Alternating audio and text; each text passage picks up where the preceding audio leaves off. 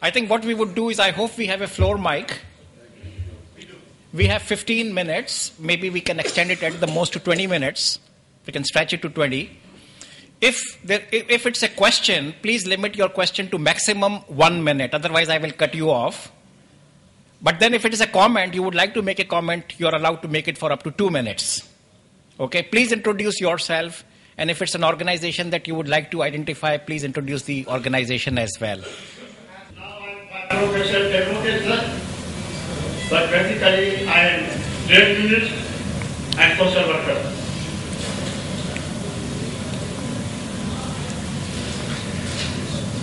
Kesar Bagari Sahab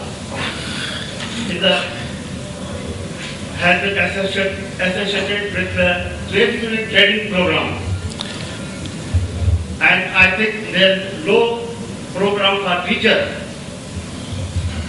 And I think the education department, from pure to teacher, all jobs are sold in lakhs. Therefore, if there is any failure in education department, then minister should be sacked, not the headmaster. Please recommend this to the government. Well, thank you, sir. Thank you for your comments. You have exceeded your time. Can we now move the mic somewhere else? Experts, scholars. Well, I'm sorry to say, I feel very much disappointed. No one has talked about the real issues affecting our system of education right from primary to higher education. For example, the serious issue is political interference. Our educational institutions, right from the schools to universities, are being treated as, trust me, job factories. They are not being treated as a centers for learning. Positions of from a primary teacher to vice chancellors, I'm sorry to say, and I have written a lot, and I was dragged into high courts. They are auctioned, and the highest bidder is appointed as a chairman board, vice chancellor. I'm sorry to say. Problem. Unionization is a problem. Corruption is a problem. Meritocracy is a problem. Thank you very much, Mr. Manzoor Isran. Now we would like to move it maybe.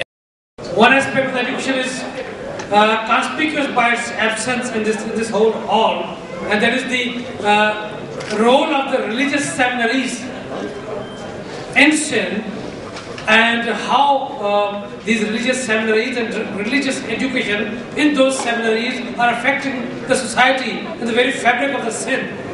Whether constructive or destructive, it should have been incorporated in the whole this presentation. Thank you very much. Any comments from the floor, from the table? That side, okay. My name is G. N. Mughal. I am a journalist. I belong to the University. I would like to draw your attention. I think there is a dire need to first set the priorities in the field of education. Whether our top priority is higher education, whether our top priority is secondary education, or our top priority is primary education. I think no one of our speakers touched the subject. So I think that this is a vital issue and we need to address it. Then Dr. Javed Lagari sahab, a lot of respect for you, but permit me to discuss point concerning you. When 18th Amendment, Constitutional Amendment was passed, and education was declared provincial subject, although it was even before 18th Amendment, that we observe that among all, you yourself played a key role in getting higher education commission being retained by the center. I don't call it federal government, it is center. Although only under the constitution, the research side could have been retained, but whole higher education commission was retained by center, and unfortunately we observe that you played a key role in that. Please explain. Thank you. One question from the female sitting on the second row. We have gender balance here too. Assalamualaikum. My name is Zain Bindisar and I am the student of BBA at Sindh University Jamshoro, and as well as the Executive Director of Sindh Students Youth Development Organization. So actually I am representing the group of flood affected students of Sindh University Jamshoro. I am here to tell and share about the campaign started by SEDO, that is for the flood affected students. About 12,716 students belong to Sindh University, those who are affected by recent rain flood situations. Actually, we have raised this issue. We have talked to management of Sindh University, Jamshoro. Actually, Mr. Nazim Mughal is also here, a respected worthy Vice Chancellor is here. And we also tried to contact you, Mr. Javed Lakhani. Actually, we could not get the response from them. And actually, the students are about to leave education. They are not able to start their session of 2012 and they are ready to just quit of their education. If those students, they have got primary education, they have got secondary education, they have got higher education, but still they are ready to challenge their careers. They are ready to just quit of their education from their university. Some of those, they are in the second year, some of those, they are in the third year, some of those, they are in the last year. So what about their career if they are leaving their education? So this is my appeal to whole civil society, whole international community, the HEC and our university management to please support those students whom I am representing here, those flood affected students, those who are in the camps yet. So thank you so much. We will take one last question and then we will allow 1 minute per speaker. Thank you very much, sir. I was of the opinion that you people are generally biased, so thank you very much for providing this opportunity. My question is that my name is Kishore Khan. I am from Karachi University, belong to General History Department as lecturer. My question is that we have the session regarding paradigm shift regarding education. The question is that paradigm shift at what level? At government or management level, or faculty level, or civil society level, or parents or guardian level? And we need the paradigm shift at all the levels. So what we have been doing since 1947 in Pakistan. And one small comment or question to Mr. Kasir Bengali, sir, you talk about instead fiscal reward for the institutions who are performing better. I would say, don't you think it should be, instead of fiscal reward, there should be serious consequences for the institution who are not performing better? Because as Chaudhry Sir pointed out, they have been, the government has been expanding 20 crore rupees in lieu of salary. So how much fiscal reward do you need more? I think that's enough for the floor, and we will move on. Okay. Now we will just clear again. We have run out of time. It's 1 o'clock. We will just give 1 minute each to every panelist to, if they have to respond or rebut to anything that was made. Really, we are suffering from the political interference, corruption and political interference. That is a fact. That is a reality. But how to deal with it? We, on one hand, we are saying we want to be a democratic state and welfare state. Primary and secondary education is the subject, is responsibility of the provincial government. So they will be having schools, they will be running schools.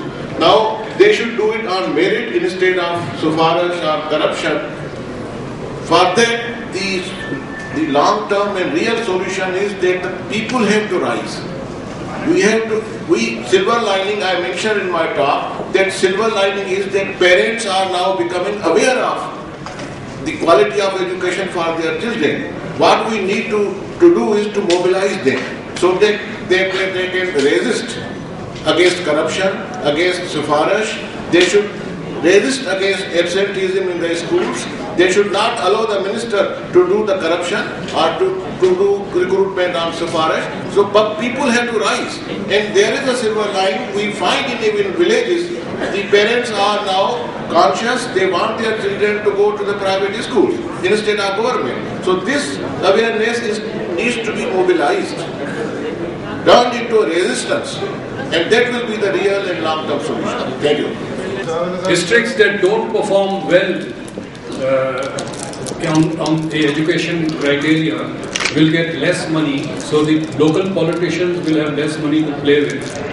Districts that do well on education will have more money, and they can have more money to play with, and their political strength is strengthened.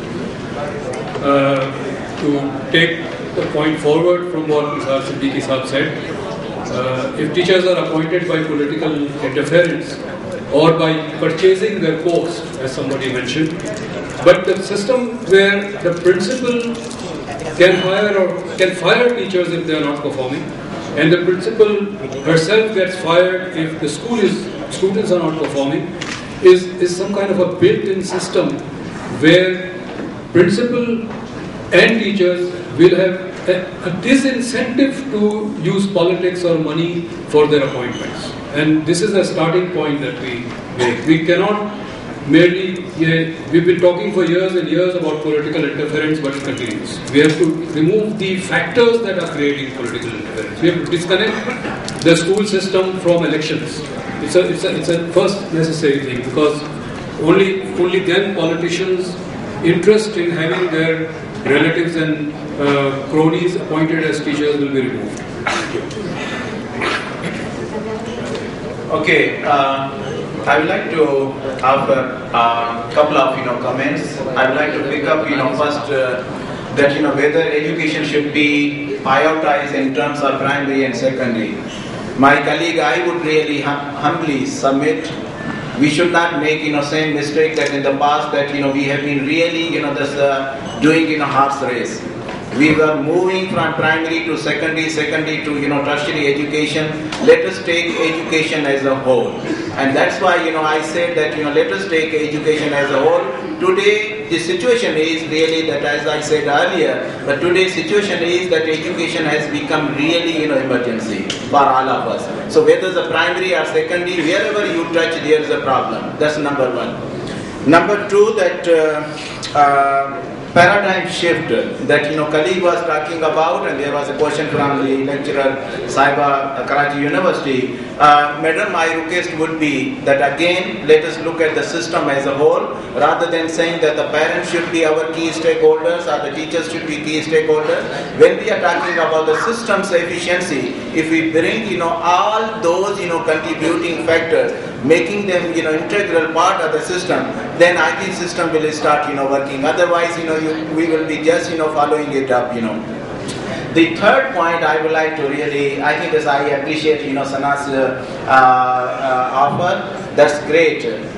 I hope that the initiative is not going to compete with the public sector. Today, I think dilemma is that the private sector is doing a lot, but I think today they are really again, that's doing horse race, this approach. They are competing with each other rather than complementing each other. So I would really suggest that this is really great idea, but our effort should be how to complement with the public sector. So public sector should not be left behind. And Bengali Sahab, Dr. Bengali Sahab rightly mentioned that we have to work with the public sector. I think there's a potential.